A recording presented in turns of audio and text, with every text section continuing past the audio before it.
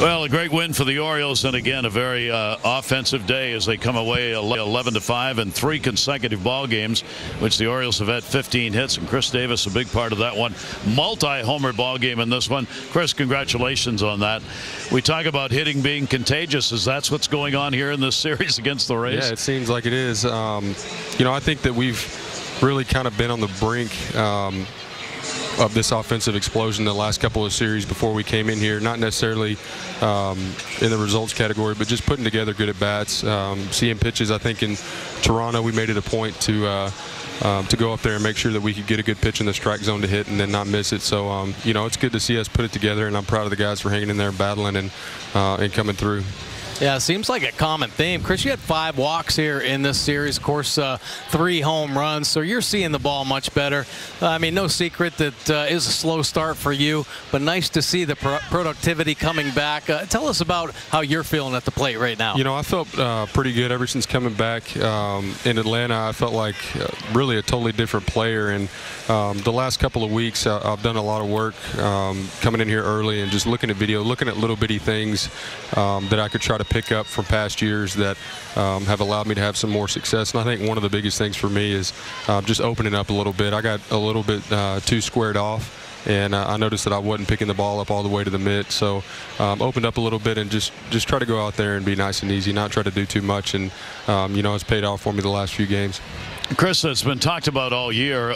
You've done this a bit, quite a bit yourself, seeing a lot of the Orioles go the other way. It seems to be a conscious effort right now. Yeah, I think it's just not trying to do too much, not getting in too big of a hurry, going up there, having an idea of what you're looking for, and then taking what they give you. I think one of the things about this lineup, we have the tendency to hit for a lot of power, but we also have the tendency to swing at a lot of balls out of the strike zone. And I think the biggest thing for us is just to kind of zone in on what we're looking for and not try to do too much with it.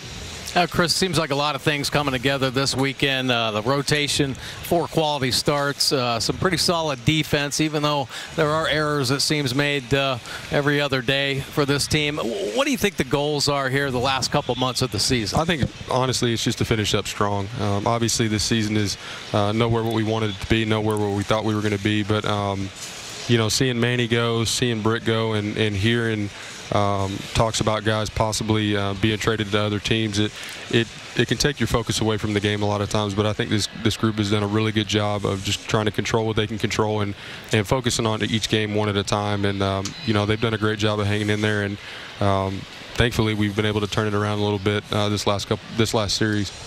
Chris, I'll ask just one last question, and what you just said. We'd be happy when this trade deadline is gone. Yes, I will. As an older player and as a guy who's been in another organization, you understand the position that we're in, and obviously I want to win and I want to do whatever we can to get better, but it's really hard to see these guys go. I've been very fortunate to play with Manny, Zach, Jonesy, a lot of these guys my entire career with the Orioles, and they're like brothers to me, so it's hard to see them go, but we understand that's part of it. All right, Chris, really appreciate it. Thank you and congratulations. Thanks, guys.